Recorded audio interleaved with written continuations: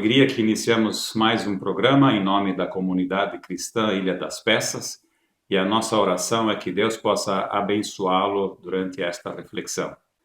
Nesses tempos de crise, podemos perceber como muitas pessoas estão fazendo preces e orações na esperança de obter ajuda por parte de Deus. Infelizmente, muitas vezes, nós só nos lembramos de orar quando estamos numa situação difícil. Só buscamos a Deus quando a situação está feia para o nosso lado. Mesmo assim, Deus nos acolhe e nos ouve quando o buscamos com sinceridade. Isso é possível pela ação do Espírito Santo, que entra na nossa vida no momento em que entregamos o nosso coração a Jesus. Orar significa conversar com Deus. Aqui é bom lembrar que a conversa é um diálogo, no qual duas pessoas falam uma com a outra. Neste caso, a oração é uma conversa entre eu e Deus. Acontece que muitas vezes as nossas orações nós falamos e não ouvimos o que Deus tem a nos dizer. Mas também existem momentos onde até mesmo nós não sabemos o que dizer, principalmente quando estamos passando por alguma situação difícil, uma crise ou um sofrimento profundo. Parece que não conseguimos colocar em palavras o que sentimos em nosso coração. E é justamente nesses momentos que o Espírito Santo pode nos ajudar. Em Romanos 8, de 25 a 28, nós lemos assim: Mas se esperamos o que ainda não vemos, aguardamo-lo pacientemente. Da mesma forma, o Espírito nos ajuda em nossa fraqueza, pois não sabemos como orar. Mas o próprio Espírito intercede por nós, com gemidos inexprimíveis. E aquele que sonda os corações conhece a intenção do Espírito, porque o Espírito intercede pelos santos de acordo com a vontade de Deus. Sabemos que Deus age em todas as coisas para o bem daqueles que o amam, dos que foram chamados de acordo com o seu propósito. Estes versículos mostram que o Espírito Santo interpreta os gemidos do nosso coração e apresenta os mesmos em forma de pedidos diante de Deus. Um passo bem importante para aprender a orar é submeter-se à soberania de Deus.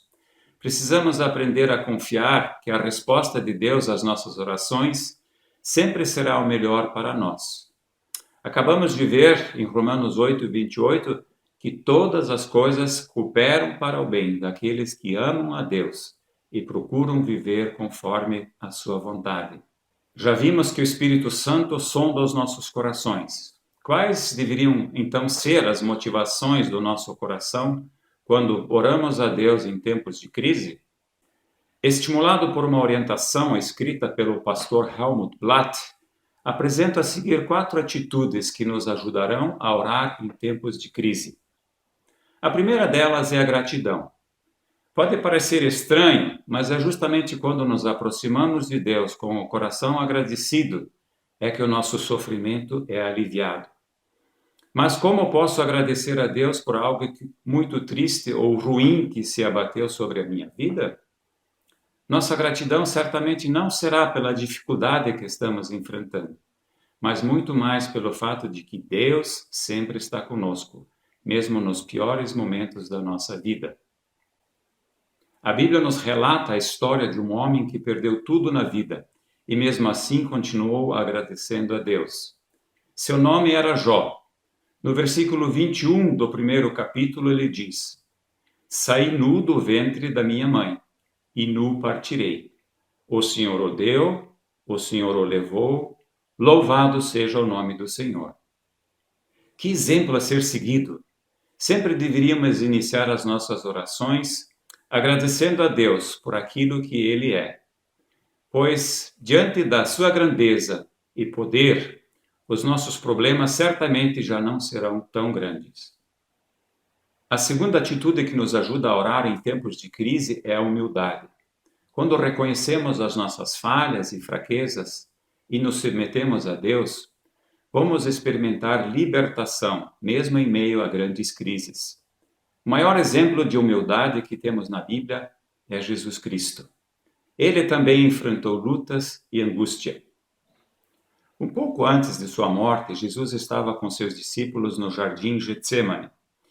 Em Mateus 26, 38 e 39, falando a alguns de seus discípulos, ele disse: A minha alma está profundamente triste, numa tristeza mortal. Fiquem aqui e vigiem comigo. Indo um pouco mais adiante, prostrou-se com o rosto em terra e orou: Meu Pai, se for possível, afasta de mim este cálice. Contudo, não seja como eu quero, mas sim como tu queres. Que o nosso Senhor Jesus Cristo nos capacite a termos a mesma humildade em nossas orações. Uma terceira atitude que nos ajuda a orar em tempos de crise é o perdão. Aqui cada um de nós precisa responder a 3 perguntas. Eu já experimentei perdão? Eu consigo perdoar? E eu consigo pedir perdão? O perdão nos liberta e nos possibilita ter um relacionamento de confiança com Deus. Às vezes, em meio às grandes crises, somos lembrados por Deus de quanto Ele nos perdoou e também daquilo que nós precisamos perdoar. Dessa forma, o nosso relacionamento com Deus é restabelecido e fortalecido. No Evangelho de Lucas, no capítulo 15, temos a conhecida parábola do filho pródigo. Após ter saído da casa de seu pai e gasto toda a sua herança, estava numa situação miserável.